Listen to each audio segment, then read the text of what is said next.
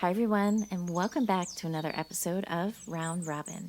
I am your host, Tracy Preston. Along with me is Christine Mulligan, Nina Mulligan, Regina Lindsay, Angela Sinclair, and of course, my husband, Todd Preston. Hey, everyone. Hi. Howdy. Hello. Hi. Hey, everybody. So, welcome back. On today's episode, we are going to be discussing the episode that we did on Andrea Michelle Bowman in season 3. All right, so I'm going to give a quick little recap. So, Andrea was born to a 16-year-old girl whose mother pushed her to give her baby the best chance at the best life by giving her baby up for adoption. So, that's what she did. And she was adopted, her little girl was adopted by Dennis and Brenda Bowman. Now, even though the mother had to give her daughter up for adoption, her daughter never, ever left her heart or her thoughts. And this Dennis, foster dad Dennis, he was a monster. He abducted and raped a 6-year-old girl, tried to get another girl off her bike by shooting a gun at her, and he would have raped and killed her. She was lucky someone came driving down the road. He picked her up. And then we've got, this murder that happened in 1980 in Virginia in Norfolk. That's a hard word for me. It's a really hard word for me. So anyway, I'm not going to go too much more into it. I want to open it up to everybody on the call and just start diving into this guy. And then I'm also going to dive into some more interesting things about Kathleen Doyle, the young woman that he murdered in Virginia. So this was actually a show that came to us because Nina and Christine had watched the what the heck is the name of this show on Netflix? Do you guys remember? Wasn't that like Into the Fire or something Yes, like that? Into the Fire. Yeah, it's amazing. So if anybody has the opportunity to watch it, please do. It is quite the story, and Andrea's birth mother fought and fought and fought for years to find her daughter.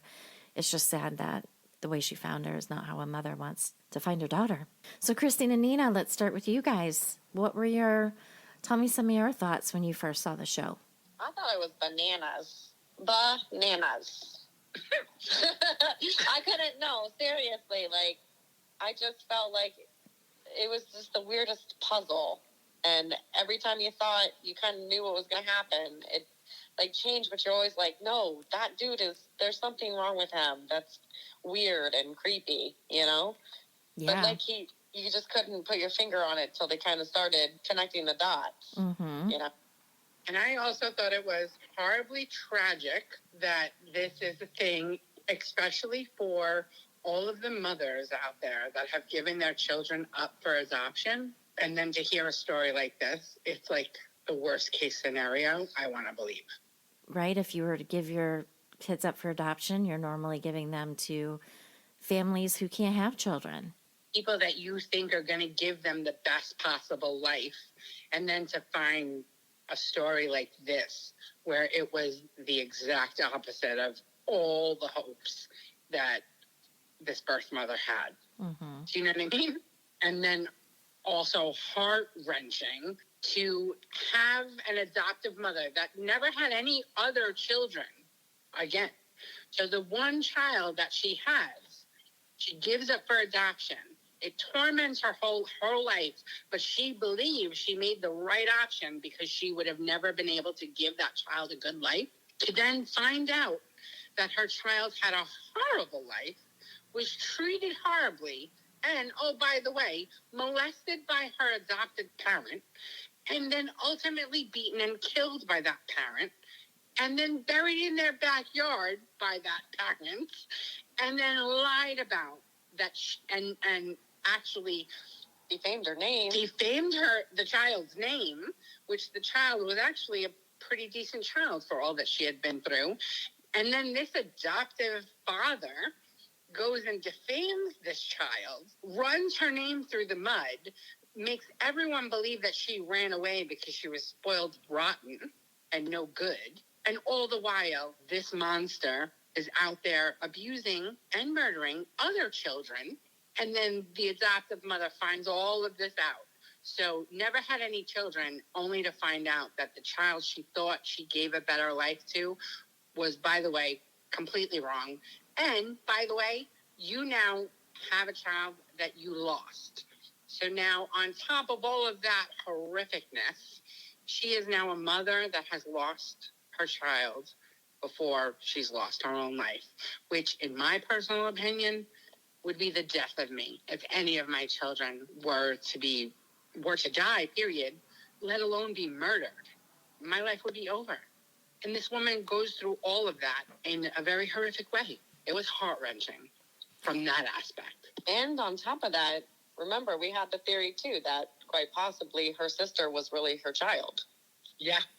Yeah, that was because I still don't understand how that lady had a baby all of a sudden just out of the blue like that. But then after that baby is born, all of a sudden this kid disappears. Yeah, granted, that's one of my cockamamie offshoots from what I think behind the scenes, reading between the lines and sprinkling with imaginary. But yeah, I still would like to know. I would like to see a DNA test on that second child, that daughter that they ended up having miraculously. Yeah, it's interesting, isn't it? But the one thing that, because I do disagree with you guys, initially I did, and I'm like, yeah, right, and we even talked about this in the show, that Andrea didn't disappear until after, the baby was already in existence. So that's the only thing that makes me question that it could have been Brenda's child, because Andrea never disappeared, right? She was there while her mom was pregnant, I'm assuming, right? Because the only time she disappeared was, months after that baby was born.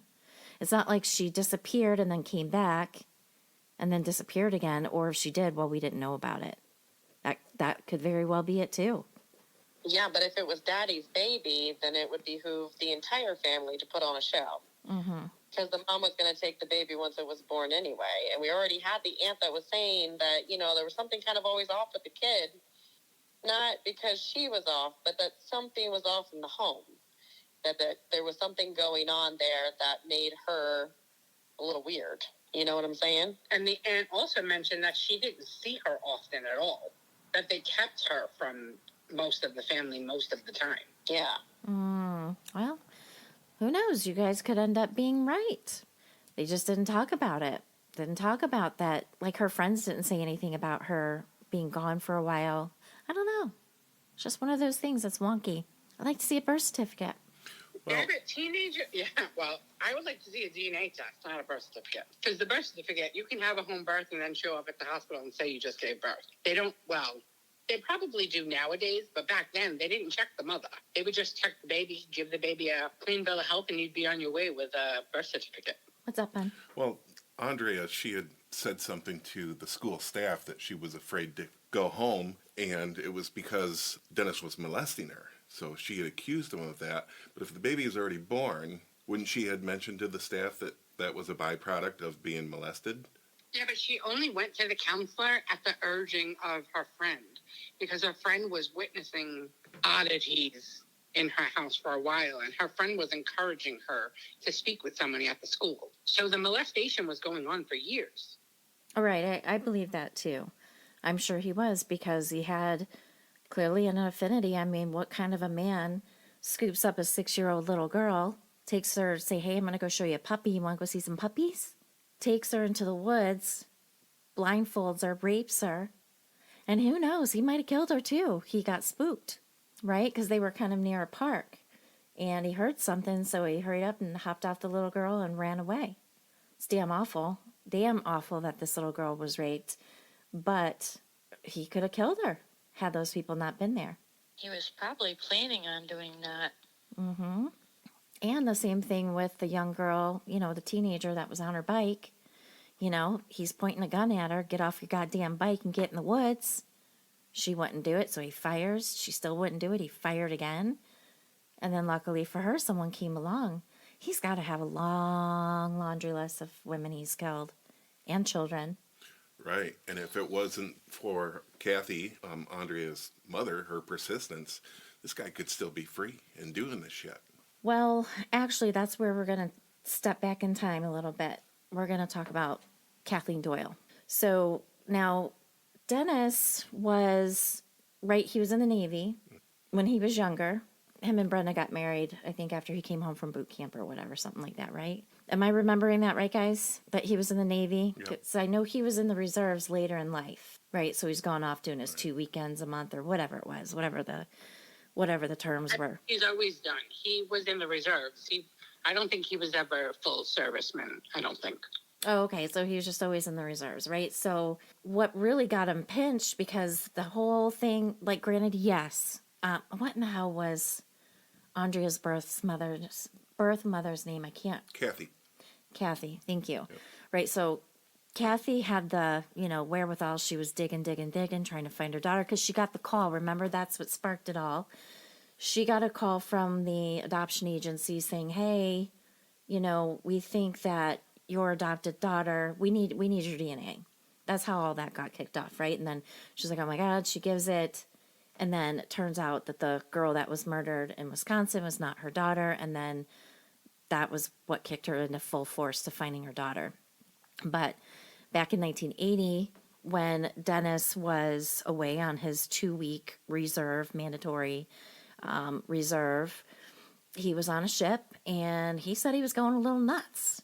His exact words were, he was wound up like an 8-day clock, and he was 600 miles away from anybody that he knew, and he had to get off that damn boat, right? His story was that, he went out, he had some bourbon and cokes and got completely smashed, but found his way to the house of Kathleen Doyle, thought, oh, let's see if there's any money in there. Now, when the investigators are going through Kathleen's house, there was no signs of forced entry. Door was unlocked. They couldn't figure out where this person came in from. Well, he came in through the window, right? So he's looking for things like money, so he says. But what's interesting, so on this A&E show that I watched called Interrogation Raw, he's already in jail, and he's having a conversation with an investigator.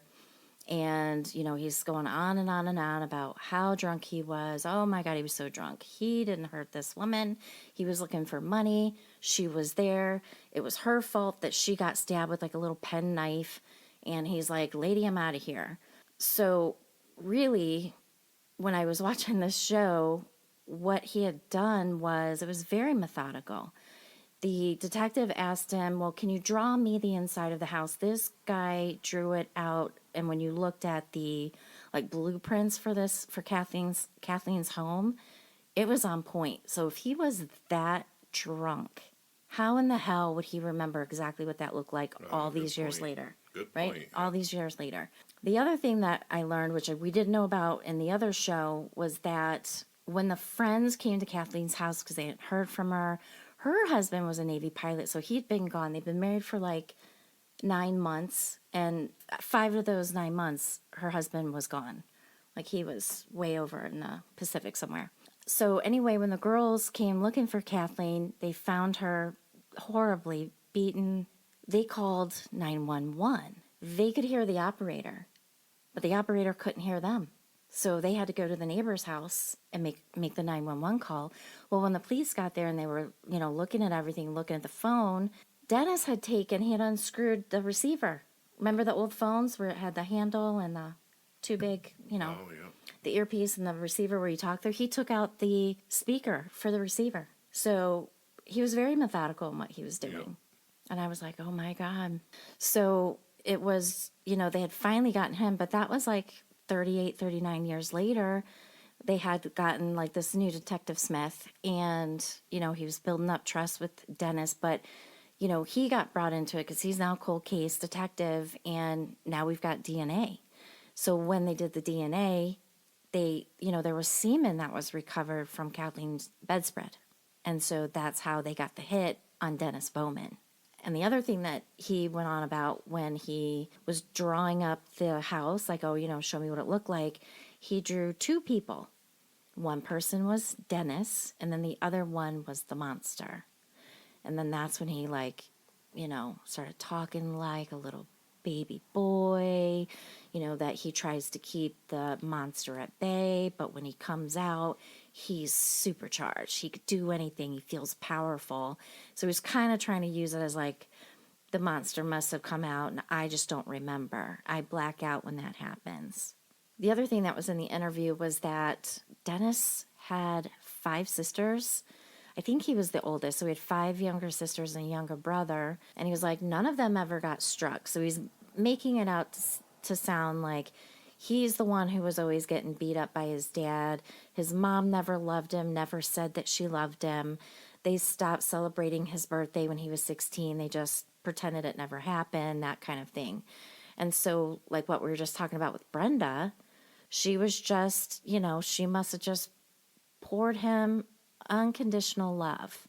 So if that is true about his mom, because why aren't you hurting your wife, right? I always find that fascinating is you have these murders, and I've seen them over and over on these shows where they're married, and yes, they might be, somewhat abusive to their wives, but they're out there murdering left and right. Especially like there was a show I watched on like a truck driver, like a semi-truck driver. So I just found that interesting. I wanted to go into a little bit more about Kathleen Doyle because it really was his arrest on all that before he would finally talk about what he had really done to Andrea. Yeah, he denied Andrea the whole way through until the last moment when they were threatening to press charges on his wife, really. Right. Well, and also because they were talking about potentially making it so that he could continue to do, he could serve his sentence in Michigan so that his wife could visit versus being extradited for the other murder. Kathleen Doyle, where was that? I'm trying to remember. But anyway. Norfolk. Norfolk, yeah. Okay. Norfolk. So either you tell us about, your daughter, or, we have you extradited to Norfolk and your wife won't be able to visit you while you're in prison. And so that's, I guess, what finally got him talking. But what's really crazy to me is this child's birth mother knew exactly where in the yard he had buried her daughter for years. Yeah. For years. She walked in front of that house and she kept pointing to the spot in the backyard. She did the Google Maps thing and she kept telling the private investigator, my daughter is right there. And everybody thought she was insane.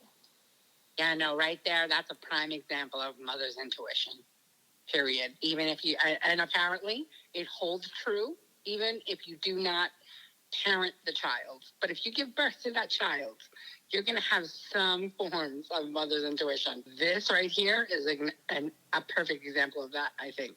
Yeah, and I found that pretty amazing as well. Like, wow, the energy, whatever we, my goodness, when we grow these babies in our bodies, they are us. They are a part of us forever. And that's just why my heart just breaks for Kathy or any mother who's ever lost a child, whether it's from something horrible like this or, an accident or cancer or whatever it is. I just hope I never experience that. I'm going to die long before my children. Ditto, as do, I think, all mothers. Mm-hmm. It's the worst. I can't even really. We can't dwell on that too much without me crying. I know, it's a rough one. So what about you, Angela? I don't think that he really cared a lot about his wife because there towards the end, he was like, basically like kind of irritated with her, like whatever, like he was over it. And what really got to me was when her little friend was telling them what they ate for dinner. That adopted mom, she had to know, like, she was just as abusive as he was because those children weren't getting any nutrition. They weren't being fed anything nutritious. That's child abuse. So she was just as bad as he was. She may not have committed the act, but damn well she knew about stuff. You cannot live in the same household and tell me that you don't know something. You know what I mean? I don't know. That whole story just kind of got to me too. Yeah, the whole leftover sandwich. Yeah, I wanted to agree with you, Angela, and I have this gut feeling because I'm not convinced that Brenda wasn't abused herself, and probably knew more about what was going on and was just playing the part because, like Angela said, how do you not see this stuff? This guy's already got a speckled past. she's witnessed all that through their whole relationship. And after the accusations of molestation and questioning, how does she not see any red flags that this guy doesn't have something to do with the disappearance of Andrea, and not be as cooperative as possible? I think she's playing the role and just being there for this evil man. Maybe she's terrified of him as well. Could be. And I think you brought up a good point as well, hon, that maybe she was in an abusive family, right? Maybe her dad did the same thing to her. Maybe that's why it was okay, because you can't tell me you don't know that your husband's missing and the door's closed to your daughter's bedroom. What's he doing? Where is he and what's he doing in there? That's a good point. Thank you. Yeah.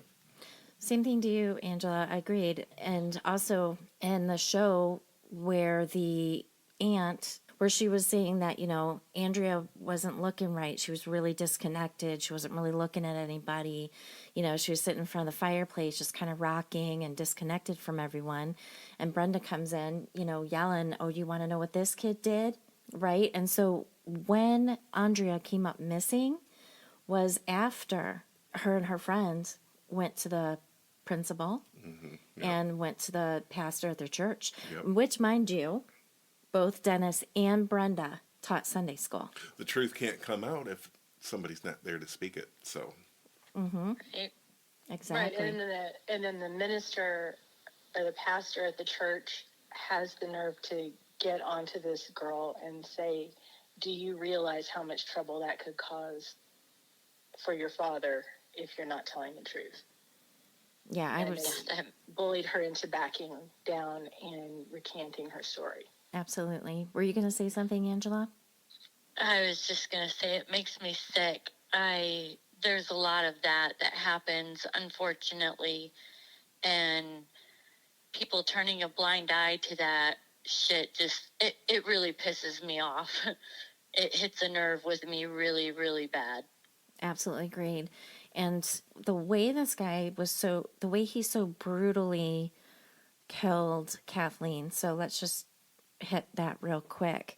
So he had beaten her so badly in the head and in the face that she had broken facial bones. There was now in the show that I watched tonight on A&E, it said there was a burn mark, but in the other show that we watched on Netflix, the detectives had said that they had found like a Lincoln log that was in Kathleen's garbage, and she had no children, but the end of that was burnt. On the A&E show, they said it kind of looked like a cigar burn, but it was the Lincoln log from the other show that we saw. So he burnt her with that, stabbed her numerous times, had her hands tied behind her back, raped her, and choked her to death with, well, I don't know what came first. Was it the choking that killed her? Was it the stabbing that killed her? I mean, she had several stabs. So it's pretty brutal. So I can only imagine the wrath that he turned onto Andrea. He didn't push her down the stairs. We all know that. right. You know what I mean? That little girl died a horrible death, I'm sure, because now he's rageful. How dare you? How dare you not only go to school, and talk about me there, but then, they took her to go see the pastor, the minister, whoever he was, of their own church. This is all a lie to cover it all up, I guess. But I'm sure he just brutally, brutally tortured that little girl. And then the other thing that I'm thinking about it, like when he finally did tell Brenda, that, oh, it was an accident. I slapped her and she fell down the stairs and broke her neck and was immediately dead. I took her upstairs into the barn or top of the garage, whatever it was, and I wrapped her in a beautiful cloth and I put cinnamon and lavender in there, and I used a pink ribbon and all this kind of shit, which is totally fabricated. I don't understand it. So is he trying to make it sound just as nice as to how bad it really was? What he really did to her? And to think that he, had her buried in the yard where they first lived, then dug her up and moved her when they moved. Yeah. How did he get away with that? And how did Brenda not know about that? Right? Yeah. How do you not get your husband moving a big, what was it, a barrel or something, a cardboard barrel that he had her in, some weird thing like that? How do you not see that? Didn't you wonder what that freshly dug up area was in the backyard? Yeah. You're going to do a little walkthrough before you move. What's this big hole? This is new. Yeah. The wife was definitely compliant and complicit throughout everything. Absolutely. But, you know, the crazy thing is again, on the show that I watched on A&E tonight, you know, when he calls Brenda, Dennis calls Brenda from prison, and he tells her the story. She's there. She's always been there. Like, she genuinely, to me, looked surprised. I mean, you guys saw they had that snippet in the other movie that we watched. Mm-hmm. I mean, didn't it seem to you like she really didn't know? Was he just such, oh, there we go, hold on. So when they were digging up Andrea in the backyard, she was out there. And when she was walking back, because then they finally found something, she was like, well, at least he didn't lie to me this time. Exactly. Right? Yep. Right? So she might have certainly spoken the truth and he lied his way out of it, and she just chose to believe him. Probably knew it wasn't the truth, but whatever. He's my man. Sticking by him. In my personal opinion, I think Brenda is just as guilty as Dennis. Agreed. And, I mean, after all said and done, and they found Andrea's remains and she was cremated, Brenda has the nerve to give Kathy, her biological mother, only half of the ashes. Brenda failed. A home should be a safe place. You failed at your fucking job, and you let this man do these horrible things. She's just as guilty. Mm-hmm. Yeah, giving her half the ashes, I don't understand that. That's disrespectful, too. Yeah, She's got no business keeping any of those remains. I agree. I mean, somewhere in there, she's twisted and loves her daughter, I guess. Exactly, because she's twisted enough to think that being the adopted mother gave her the right to those ashes instead of acknowledging the fact that she was a horrible mother and deserves no right to those ashes. Well, she even said in that documentary, she threw her away, and I'm trying to give her half of her remains, and she acts like I'm the bad guy. You know, so this woman is clearly delusional, and you have to know that she not only knew that abuse was going on, but in most cases probably witnessed it. And it's going to be one of those situations where, yeah, he probably did abuse her, and it was like, oh, thank God it's not me, maybe. I don't know what it is. You have to be aware of that. I mean, they said, the friend said when she was at the table and the Dennis leaned across the table and punched her in the face for talking about the leftover sandwich, her adoptive mother was sitting there. So she saw it. She knew what was going on. This was not any kind of surprise. Now, as far as his murdering her, she may or may not have, actually known what happened. It sounded like the night that this happened, she had gone to work, or he had taken her to work and come back with the baby. So, she wasn't home. And the daughter had, I guess, threatened to run away or whatever. So maybe it made sense to her that, yeah, he was beating hell out of her. She probably just ran away. And then for him to take their income tax return money and made it look like she took the money. I mean, that part I can say, yeah, she may have believed that their adopted child just stole their income tax return money and ran away. But the rest of that stuff, bullshit, she knew. She was there. I She either was present or she participated. I think she actually was. I don't know. She strikes me as the kind of person that wanted to get a baby because it would be cute for her to be a mom for a little bit, and it would get her the attention of the husband because the husband wanted a baby because he wanted to groom him. And I think that she would have handed her over to him regardless, because that would have been pleasing him, and it was all about him loving her. So I think she was not only complicit, but I think she definitely had a hand in the grooming aspect of it all. And I think that's all the more reason why I believe maybe that the sister is really her daughter. Because the thing is that back then, nobody believed kids anyway. And so the whole them getting like threatened by police wouldn't have really been a thing. And if she was going to run away, I think that he would have let her. You know what I'm saying? Because he already had good standing. The reason why he never really abuses his wife is because he needs her for the facade, which he had already built, which is why everybody in the community always kind of got a weird feeling. But he was also kind of the guy that always did everything. You know, he always was at church and blah, blah, blah. Always on the surface, right? And the only way that that could really be debunked would be if she said, well, I can prove that you've been molesting me because I'll have to meet my sister that also happened to be my child. Well, then you'd have to get rid of her, you know? Mm-hmm. You would have to get rid of her at that point. Because I think he would have been the kind of person to be like, okay, run away. I don't fucking care. You know, you're out of my hair. No big deal. Nobody's going to believe you anyway because you're already a troublemaker at school. I've already painted you out to be a troublemaker. So I don't see what the point in killing her was other than to conceal more information. Agreed. Yeah. Right. And he was just hot damn mad, right? You're causing me trouble. And also, good point. Oh, yeah. I'm sorry, go ahead. And the fact that he is a known murderer of other people. So maybe it was really all about him getting his rocks off and going a little too far with his own daughter. But I kind of tend to agree with the whole, you need to go because you're making too many other waves for this other baby that we now have. And or maybe she had threatened to take her sister when she left. Valid. I can see that, Yeah. right? Because that's what Because all of her friends said she didn't want to leave because she was worried about her sister. Right, right. Well, and also going back to the whole punching at the dinner table when, you know, she brought up, you know, oh, this is what I always get as a leftover sandwich. You know, bam, she gets pounded, almost gets knocked out of the chair.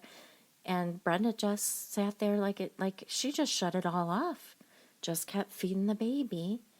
And so maybe she's just one of those people who, like Todd said, something had happened to this woman when she was a little girl. What do little girls want to do? They want to have babies so that they can give them the love that they never had, but they don't know how to handle it after they grow up a little bit more. So now all of a sudden, magically, here we have another baby. I don't care about that Andrea girl anymore. I got my precious little baby because that's where her mind is at, right? Just Also, I interesting. know, as horrifically descriptive and detailed this horrific story is already, it's amazing how many more twisted roads you can go down with it, with possibilities of what may have also been involved. It's crazy. Mm-hmm. It's honestly bananas, right? Like Nina said, just plain bananas, the whole thing. It's horrifically heart-wrenching, mind-bending, horrific. There's not even enough words. I can't find the proper words to describe how malicious this was. Mm-hmm. And, you know, his life was so precious to him.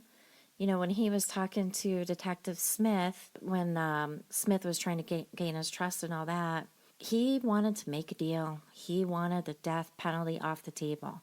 His life is that precious. And that's what he got. He did get away with not getting the death penalty. And then after, you know, all that was done, they gave him 2 life sentences. And then for Andrea's death, he got another one on top of that. Our only solace is knowing that he's locked up like the animal that he is until the day he dies. And he's not looking so good. He's looking pretty old. He's looking pretty frail. So I hope he's enjoying himself. All right. So is there any more we want to talk about this? Anything else we want to talk about this case? We should talk about Thanksgiving.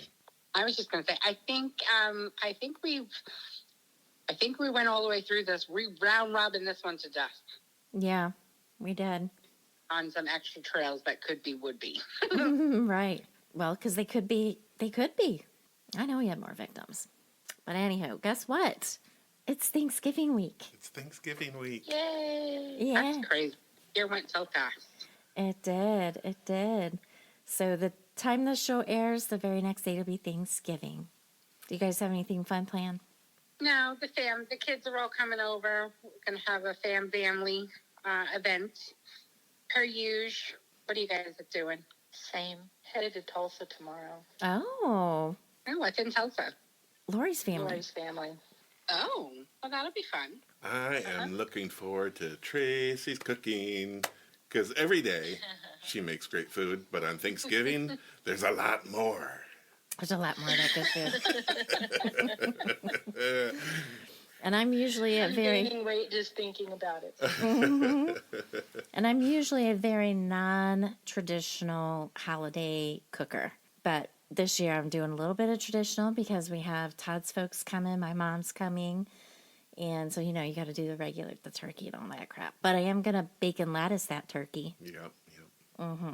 Hey, here's a fun fact. You're gonna do Did what? you know that female turkeys don't gobble? Only the male turkeys gobble. Say what? Yep. Why doesn't a female turkey gobble? Well, they They don't have a gobbler. Only. well, they just kind of cluck and but they don't gobble. They don't gobble. It's a mating call, I think. I can do it. I have a video of my brother and my sister-in-law, they run a rescue, right, for animals. And they have, like, I don't know, 10 turkeys or so. And I will call them and they will answer me. It's so funny. I have a video of it. That's be fun. Well, we tried that. We went to Cornwell's Turkeyville and we tried doing the turkey call, and none of them bastards were talking back. But some of those turkeys look like they're ancient. Wow. Yeah, what's the life Really? expectancy of a turkey? Like if someone doesn't whack them down for Thanksgiving. Like really, do you I know? don't know. That one we saw, I swear it had to have been an 80-pound turkey. Yeah, this thing was frightening. It had cankles. It Oh was. my God. I've never seen feet so big. I'm like, and it just walks around. Half of its feathers are missing, and I'm like, you are scarier than all hell. Yeah. It was really scary. It's a zombie turkey. It was. It's the thing nightmares are made of for sure. It's terrifying. But they taste so good. They do taste good. Ew. They're a little on the dry side. Yeah. That's good for you. So bacon We lettuce. don't usually do the traditional dinner when I stay here at home. My mom's not a big fan of turkey, so we usually do something different, prime rib or something like that, or Italian. That sounds good. I'm also making a bacon mushroom Swiss meatloaf. Oh, yeah. That's killer. Yeah, girl. It's nuts. I'll send you the recipe. Oh, yum. Yeah, it's killer. Yeah. Tad's like, I want that for my birthday. I want it for Christmas, Thanksgiving, Easter, Halloween. Yeah. So anybody have any good family games? Like, what fun family things does anybody do? Well, it's kind of hard because everybody eats and then they pass out from all the tryptophan. Yeah. We play Rummy Cube or Euchre. I love euchre. I'm playing a game all by myself, and it's called Don't Watch the Lions, because they're on a roll. And if I watch the Lions play, they're going to lose. So, Yeah, Todd even thought, he's like, I'm going to tell Dad he can't watch the football game. I'm like, your dad's 77, 78? You can't somewhere in there. tell him he can't watch football on Thanksgiving?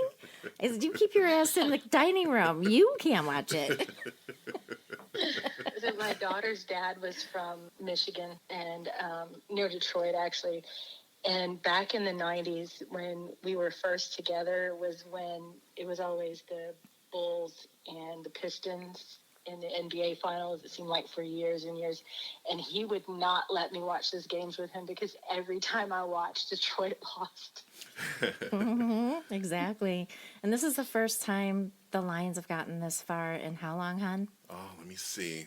They have had a championship since 1957. So that was their division win back in 1957. And they've never been to the Super Bowl. So, but they're on the road. We're close. Yep. As long as Todd doesn't watch. As long as I don't watch. Yeah. Well, and so what happened to you're not into watching sports that much, Todd? Well, I like watching the History. Lions. I think this year in particular, I've just been so busy that I've been missing the games, but they've been winning. So now I'm kind of thinking, maybe I just need to keep myself busy so these motherfuckers can win the Super Bowl. Okay. Well, okay. Are we going to not point out the irony that Todd says he loves watching football, but he refuses to watch the team that he's fanatical about because if he does, they will lose. I don't want to jinx it. You don't want to jinx it. He refuses himself the thing that he loves to do so he doesn't jinx It's the like team that he's fanatical it's about. like Lent. That's true love right there. True. That's how important football is up in Michigan. I just watched the recaps and everything on the next day. You know. Any of you. Well, and if they don't make it, then you can go back to. And I report to Tracy every Monday morning. The Lions won again. Yep. We're a little happy over here. Like many, many, many Michiganders. Yep. Yes. Yes. All right, guys. So I think we should wrap it up. I hope that everyone out there has an amazing Thanksgiving, especially to my friends here on the call. Lots of love to you. I'm sure I'll talk to you guys before Thanksgiving, but happy Thanksgiving to everyone out there and have a great week. Make sure you listen to the show, and that's it. Don't get killed. Don't. We'll be back. Happy Thanksgiving, everyone. Gobble, gobble. Good night, everyone. Bye.